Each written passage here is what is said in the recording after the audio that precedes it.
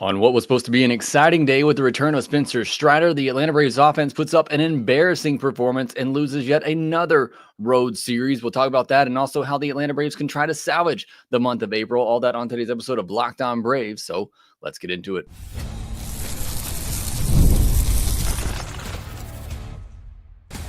You are Locked On Braves, your daily Atlanta Braves podcast, part of the Locked On Podcast Network, your team every day.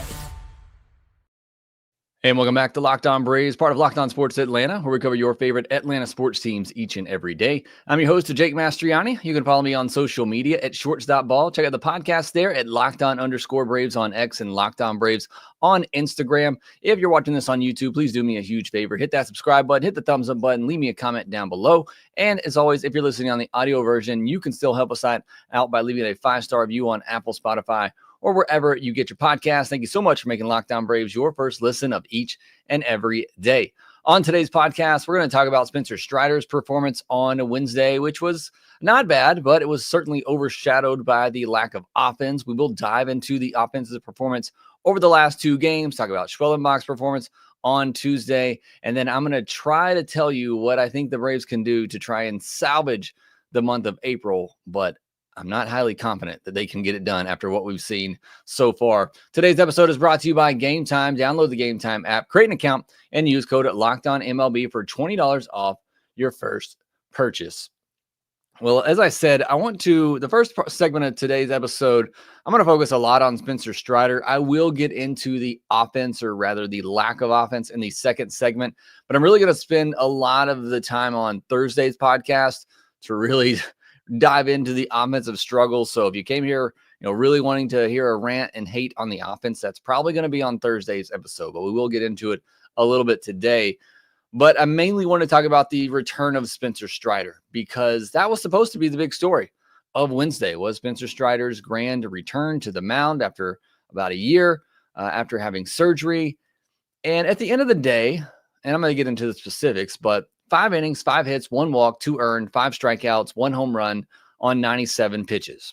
Not a terrible line for a guy that hasn't pitched at the big league level in a long time, starting on the road, all of that. I think there were I know it's a guy who's pitched in some big games and is usually a calm guy, but I think there probably were a little bit of nerves in there. In this game also, he got his 500th strikeout, the fastest to do so in MLB history. And I laughed a little bit because I don't think he realized it at first. Somebody told him, and then you saw him just kind of spike a ball into the dugout. He was clearly frustrated with the way he pitched today.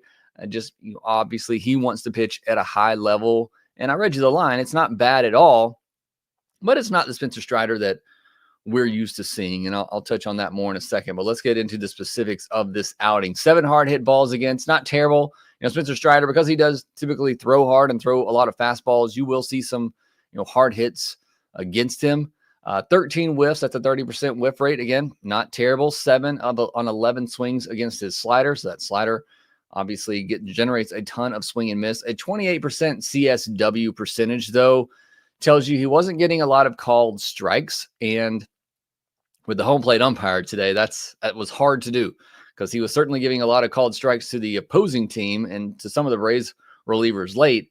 But I think because Spencer Strider's command was a little all over the place, he wasn't getting some of those borderline calls. And honestly, his misses weren't all that close to begin with. 93.8 mile per hour average exit velocity against. Not great, but like I said, he will give up some hard hit balls just because of the fastball and how hard he's throwing. You square that up, it's going to help elevate that exit velocity number.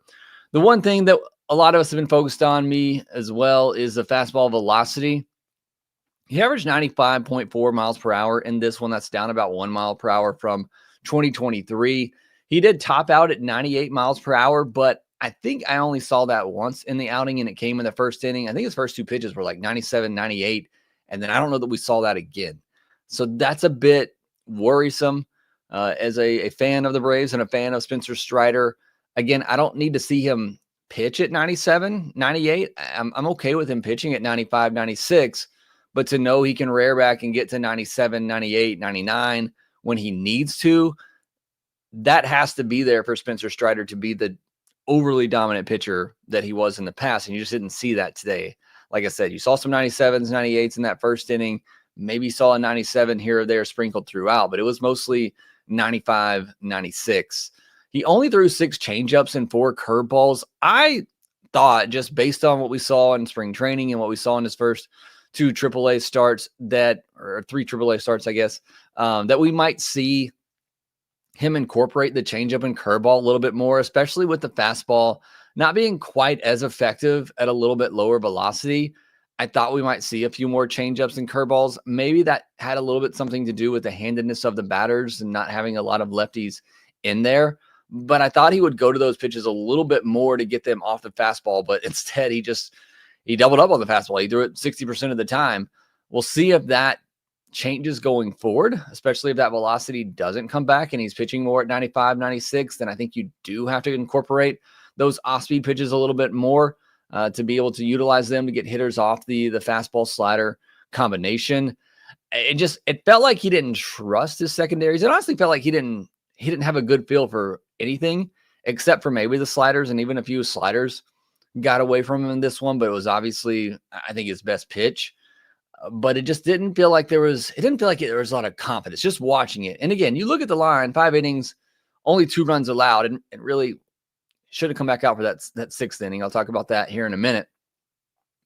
But even just watching him and watching the body language and watching the pitches, it didn't feel like there was a lot of confidence on the mound in Spencer Strider. Even going back to that first spring training start that we saw from him, that was the Spencer Strider that we know. I mean, not just the velocity was there, but it was the command. That was what was so shocking and surprising to me in that first spring training start, is that he was commanding all of those pitches, and it just didn't feel like he had that today. And maybe that was just, again, first game back, maybe a little bit of jitters in there, maybe just a little bit rusty. I mean, it's a different atmosphere pitching in a spring training game or even pitching in a AAA game, completely different atmosphere than pitching at a big league game. So perhaps that just kind of threw him off a little bit. Maybe just having a bad day. I don't know. But in his first big league game, certainly was off.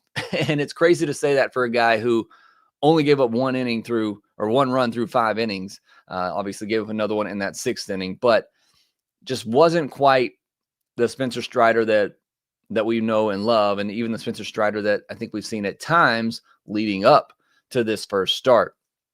Now, I do want to get into bringing him back out for the 6th inning. Obviously, we have hindsight to say that probably was a bad decision, and quite frankly, probably was a dumb decision. If we're being honest here, I said this on the postcast after Tuesday's game. If you can get Spencer Strider through 5 innings, feeling good, feeling great, you got your bullpen rested, you got the off day on Thursday, call it a win and go to your bullpen. And I thought for sure that's what you were going to do, especially with his pitch count being close to 90. I mean, it finished well over 90, 97 pitches in this outing for Spencer Strider. Now, he had retired 8 in a row, so maybe Snitker wanted to just ride that momentum that maybe Strider was figuring something out, and he wanted to keep going with that because he had kind of gotten into a rhythm, retired 3, set him down 1, 2, 3 in the last 2 innings. Maybe he wanted to get him another up. I don't know. It's not a great decision. This didn't cost the Braves the game, I don't think. Certainly not the biggest issue in this game. But I didn't like the move to send him back out there. Like I said, I was looking at it as he retired 8 in a row. He had really, kind of settled into a groove. You got him through 5 innings. Your bullpen's rested. End his day there on a good note. Don't let him face the heart of the order for a 3rd time. And just end it there. But obviously that's not what Snit was thinking. And instead you send him back out there in the 6th inning to face the heart of the order for a 3rd time, to face Vlad Jr. and Anthony Santander for a 3rd time at 90 pitches in his first game back. It's just, the more I think about it, the more boneheaded it seems to make that decision. So I just didn't get that really at all in the moment, and certainly in hindsight with the way things happened. And then he gives up the home run to Vlad, and I'm sitting there thinking, okay, well, you got to pull him now. But Snicker's probably thinking, well, I don't want him to end on that. I want him to end on a good note. Well, you had the opportunity to do that. And the Braves are not in a position where you can cater to a player's feelings. Love Spencer Strider. I would have loved for this outing to end more appropriately for him too. But the Braves have dug themselves such a hole, and they're in such a position where you can't make managerial decisions based on somebody's feelings or because you want their outing to end well. This is a one-run ball game in the 6th inning. You cannot be playing feelings. And again, I'm assuming that was Snitker's line of thinking, because outside of that, I don't really know what he was thinking with this decision, but certainly didn't agree with that. And at the end of the day, like I said, that's not why they lost this game. They lost this game because of the offense, which we will get into. But just to wrap things up on Spencer Strider, good performance. Command was a little bit off. If he gets that under control, I think we'll see him maybe not get back. With what we've seen so far and where the velocity was at today and where it was at really in his AAA outings, I don't know that we're going to get the dominant version of Spencer Strider anytime soon. That doesn't mean it can't come back, and that doesn't mean the Spencer Strider that we saw today and the Spencer Strider that we've seen at AAA can't still be a really good pitcher. But from what I've seen so far, we've yet to get back that dominant Spencer Strider. I just haven't seen that, and that's mainly just because of the fastball velocity. Him pitching 95, more 95, 96. You can still be a really good pitcher with that, but it does dial back his ceiling a little bit from being that guy, that's a 13 K per 9 type of guy. Maybe he's only a 10 K per 9 type of pitcher, something like that. So I am excited about Spencer Strider. I thought it was a solid first start back for him. Not overly dominant, not great, but certainly something to build on. And I think he will get better and be a big part of this rotation as long as he stays healthy. Got a couple more notes on this game, and obviously want to get into the offense and then talk about Tuesday's game. And then we'll wrap up looking at what the Braves need to do to salvage the month of April. We'll get into all of that here next. Basketball and hockey playoffs are heating up, and there's no better way to turn your sports knowledge into real rewards than with PrizePicks, the easiest and most exciting way to play daily fantasy sports. With PrizePicks, you simply pick more or less on at least two player projections, and you're in. You can even combine players across sports, basketball, hockey, baseball, and more, for your chance to win up to 2,000 times your cash. For example, if Luka Doncic is projected to score more than 28 points or Jason Tatum more than 8 rebounds, you just pick more or less based on those projections. They have a pitcher out there who's facing the Atlanta Braves. You take the over on whatever the strikeout projection is they have, because that's just an easy way right there. Download the app today. Use code LOCKEDONMLB to get $50 instantly after you play your first $5 lineup. That's code LOCKEDONMLB to get $50 instantly after you play your first $5 lineup. PrizePicks, run your game. Thank you so much for making Locked On Braves your first listen of each and every day. Appreciate all the support you give me, even despite the rough start. And I think that's an understatement at this point for the Atlanta Braves. Thank you for tuning in each and every day. I got some kind words from somebody on Instagram the other day telling me that they enjoy the show and that they feel smarter now, having watched this show, that they can speak about Braves baseball with their friends. So that is always great to hear. I love hearing that. So thank you so much for sending that over. Do appreciate all the support that you give me here on the podcast. Looking up the name real quick so I can shout you out. Robert Crosby, thank you so much for the kind message that you sent me on Instagram. I really do appreciate all the support you give me here at Locked On Braves. Go check out Locked On MLB, though, when you're done here for your second listen of the day. A lot of great content coming in on that feed. A couple of more notes on just this series in general. I want to get into the offense and Schwellenbach's performance. And if you listen to the postcast, I kind of went in on this, but you can't lose this series. When you get a game one like the Braves got in this series, where the offense broke out, you got all the home runs, you scored a bunch of runs, Grant Holmes gives you a great performance, your bullpen's rested up, ready to go, you got Spencer Schwellenbach and Spencer Strider coming up in the rotation, you can't lose that series. And yet the Braves found a way to do so. And when you dug the hole that the Braves have dug themselves, and you're looking for something to get you going, look, baseball can change instantly, because you go back, you rewind to Monday night after that great win that the Braves had and the good performance you got from Holmes and all the runs that they scored. Many of you were probably thinking, this is it. This is the turnaround. I had the Locked On MLB coordinator text me that night and say, is this the turnaround? And thankfully, I was wise enough to say, I need to see them win back-to-back games before I can even consider them turning things around. Because what do they do the next 2 days? They lay a dud. They can't get it done. And look, Tuesdays, that, a lot of that's on Spencer Schwellenbach just not having his best performance. And look, the guy's going to have an off game every now and then, but he didn't come through. I mean, bottom line is he didn't come through. And I hate to say that about Schwellenbach, who's been so great, but he didn't perform. And it wasn't just his fault. I mean, the offense scored 3 runs, all on solo home runs. They didn't necessarily help him out either. And then you go to Wednesday and the offense is just embarrassing. Strikes out 19 times.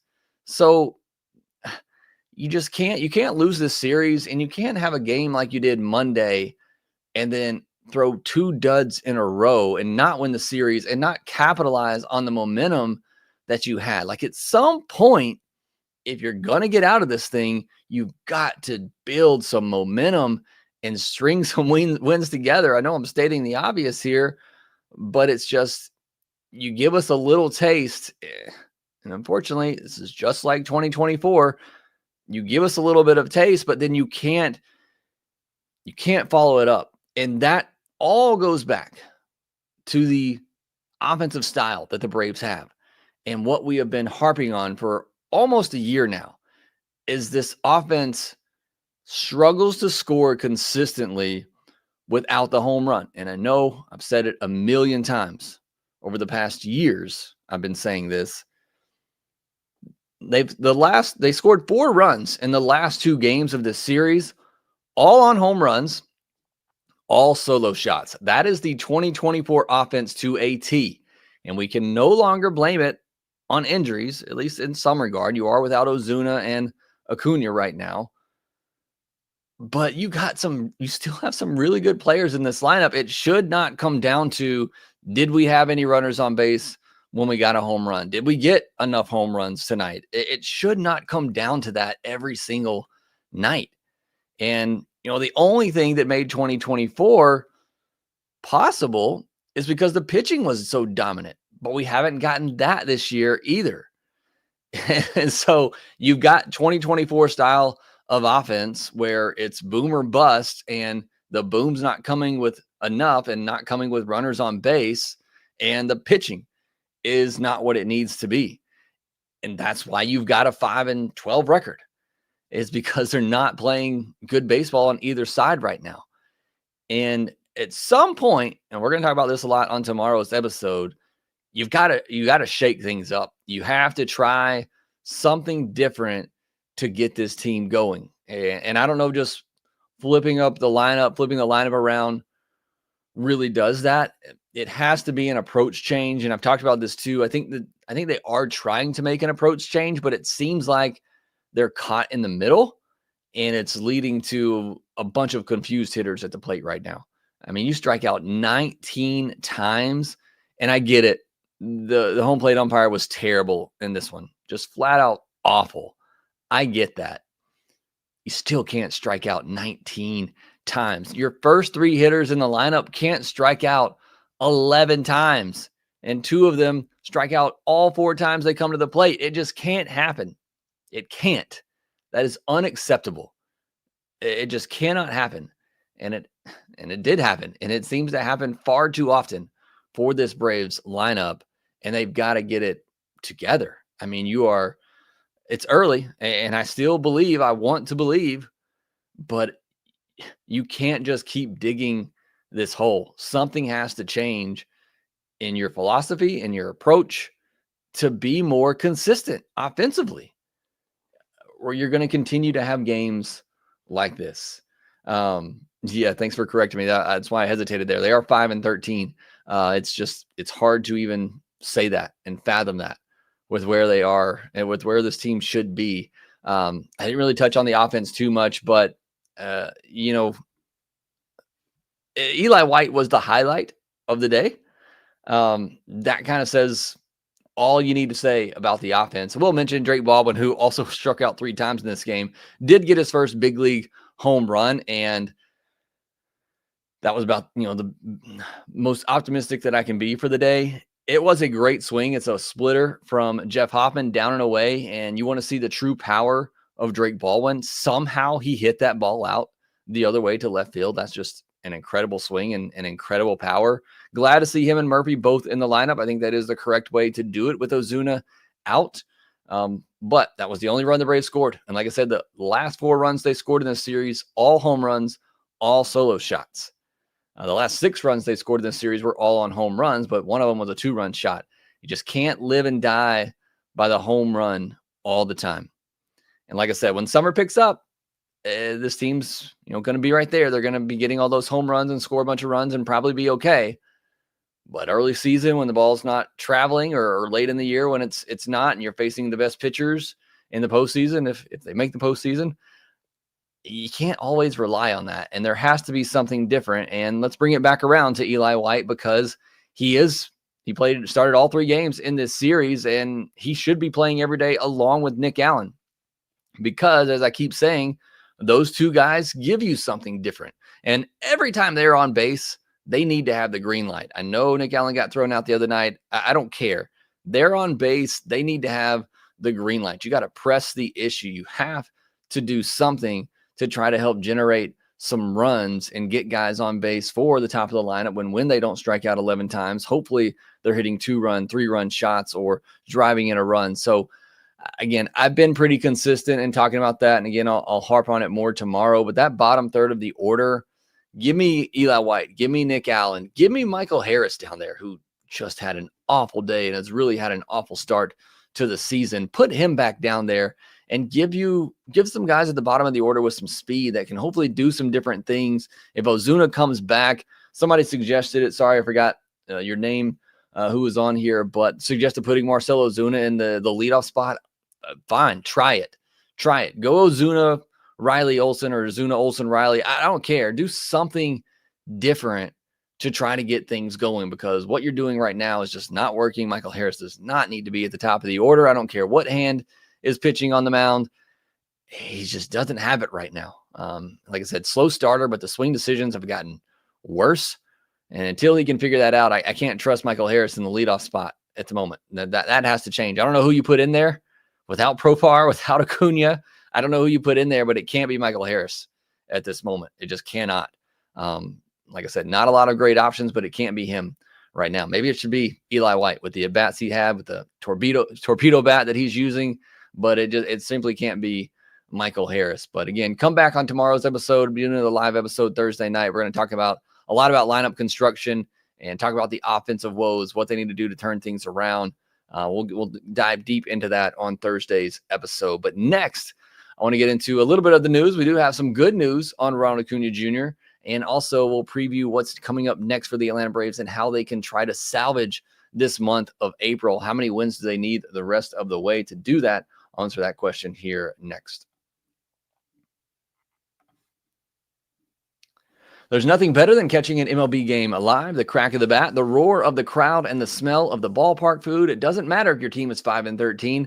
Being at the ballpark is great no matter what. And if you're looking to go last minute, Gametime makes getting tickets easier than ever with last minute deals, all-in pricing, and a lowest price guarantee. Gametime takes the stress out of buying MLB tickets. Plus, ticket prices drop as Gametime gets closer, meaning you can score an incredible deal at the last minute. Gametime is the official ticketing partner of Locked On, and as the MLB season is here, I can count on them to help grab tickets that meet my needs. The Gametime Picks feature makes finding the best deals effortless. It filters out the fluff and highlights the top discounts in the stadium. And I love that I can preview my exact seat before purchasing. No bad surprises when I get to the stadium. Take the guesswork out of buying tickets with Gametime.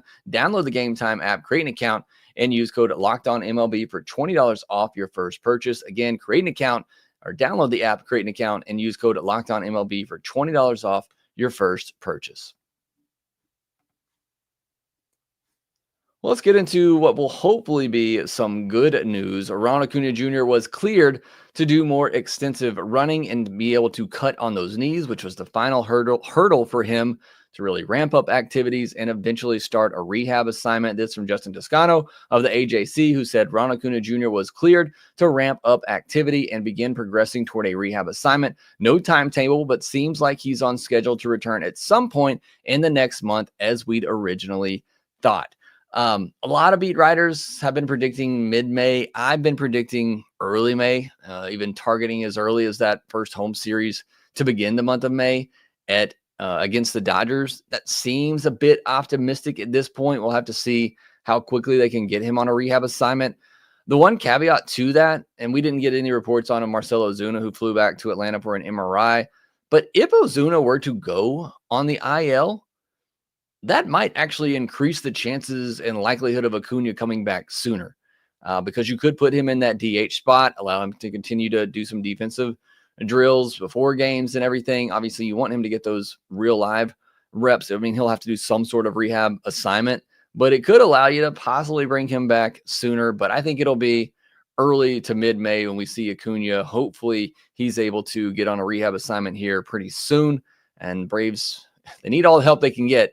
Certainly Ronald, if he's Ronald, is going to be a huge help to this offense. Now, looking at the rest of the month of April, it has obviously been a rough go. 5-13, as we talked about earlier. The only teams with worse records are the Rockies and the White Sox, not two teams that you want to be mentioned with. The Orioles are only 6-10. The Braves do have 3 more losses and 1 less win, but if you're looking for another team that was predicted to be really good coming into the season that seems to be struggling, the Orioles are right there kind of with the Braves. They're going to face the Twins next at home. They're 7-12, but they are coming off a series win over the Braves division rival Mets. So thank you for that, but also maybe means they're playing a little bit better baseball. Then they'll get the Cardinals at home before ending the month on the road against the Diamondbacks and the Rockies. So again, it is a somewhat favorable schedule the rest of the way. Like I said, the Twins, I think the Twins are a good team that could certainly win that AL Central, which just seems to be up for grabs. Cardinals are about a 500 team, which is what I expect. The Diamondbacks are a really good team. That's going to be a tough test on the road. Rockies are an awful team, but so are the Braves right now. And you're playing that in Coors Field, so who knows what can happen there. But it does seem to be a little bit more favorable schedule the rest of the way. Somebody asked me this in the offseason, one of our mailbag episodes. I don't remember who it was, and I don't exactly remember the answer to the question, but the question was, what win total would worry you in the month of April through the first month of the season? Because we all knew coming into the year that the March-April month was going to be a rough one, just because you're waiting on the return of Strider and Acuna. You're facing a lot of good teams in the month of April. You're starting out on the West Coast. Many of us knew that the month of April could go very poorly for the Atlanta Braves, not to this level. But the question, if I remember correctly, was phrased, what win total would worry you through the first month of the season? And I believe what I said at that time was, if they were to win fewer than 12 games, I would be really worried. And I said that total thinking there's no way they come close to losing or winning less than 12 games through the first month of the season. In fact, I believe I said I think they'll win somewhere between 16 to 17 games, which is just laughable right now. But I did say 12 games. Under 12 games is when I would be worried. Because right now, it hasn't been great. I wouldn't say I'm necessarily at panic level. I'm not like some of you who think they just need to completely rebuild right now and who need to tear it down. I'm not quite to that level of panic yet. But they go through the rest of this month and they don't win 12 or more games, I am going to be a little bit worried. Like I said, there's a lot of time left, but you dig yourself such a hole that you have to be that team that a lot of people thought you could be to get out of that. You can't be the 500 team that we have seen from May on last year. You can't play 500 baseball the rest of the way, which is what they've done after that 0-7 start. You can't be 500 the rest of the way and dig out of this. At some point, you got to turn things around and be that 600 winning percentage type of team. So in order to get to 12 wins the rest of the way, they have to go 7-5. How much confidence do you have in this team right now to go 7-5 the rest of the way, even with that schedule that seems a little bit more favorable? I'm not that confident. So there's a good chance I'm going to be worried at the end of April if they don't get to at least the 12 win mark. And like I said, when I said that in the offseason, I thought there's no chance they win fewer than 12 games, and it's looking more like a reality for them. But if they can go 7-5 the rest of the way, which doesn't seem like a big ask, and they can at least get to 12 wins, I think they at least survive the early portion of the schedule. Hopefully you get Ronald back. Obviously, the month of May is a tough start with the Dodgers, but it does get a little bit easier in the middle of May. Somebody else asked me a question a couple of weeks ago of when the Braves could be back above 500, and I mentioned that stretch after the middle of May is where I'm going to be a little concerned if they're not, at least back to 500 by that point. But you got to survive the rest of this month to set yourself up to do that. And you got to start winning series, sweeping series at this point. I just don't have a lot of confidence that they can get that done. Zulu Hawk says, I'm not worried yet, but if we keep on like this starting May, then I'll worry. Like I said, that middle part of the schedule in May, if they're not back to 500 or at least close to 500 at that point, I'm going to be a little concerned because the end of the schedule in May is not great. And so there's a chance you finish the month of May, kind of back where you are now, 5-6 games below 500. I know they're more than that right now, but I'm saying if they were to, get back to 500 and have a rough end of the month, then you're kind of in the same boat. Now there's 2 months down in the schedule. So I'm right there with you. They can't play like this into the month of May. They've got to turn things around at some point. I'm, as Jeff Barry says, I'm hopeful Acuna can bring them good vibes back. Somebody mentioned Alex Verdugo as well. I think he will be up for the weekend series. I've heard from a couple of sources that it sounds like he could be up. He is not the answer to all of this, but he does bring a certain vibe. And Braves just will take anything at this point to try to get it going. So hopefully Alex Verdugo will bring some life to this team. And there's your silver lining, Cortana. That's your silver lining. Eli White's playing good. Drake Baldwin hit his first home run. Spencer Strider looked okay, and I think will look better. And Alex Verdugo could be joining the lineup this weekend. There's your positives for the day. But if you're looking for positives, you might not want to listen to tomorrow's podcast because I'm going to do a deep dive on this offense and the struggles so far and what I've seen and what I'm hoping to see going forward. So I will try to end it on a good note tomorrow, talking about where they can have some positives and get things going forward. But look for that on tomorrow's episode of Locked On Braves. And obviously we'll have our mailbag episode on Friday. Thanks so much for joining me here today. Todd Twilley, Lauro Bond, Ricky, Tommy, Flying High, Jeff Barry. Thank you all for being here. Chris Hester, appreciate you showing up. David Thatcher, Sam Rogers.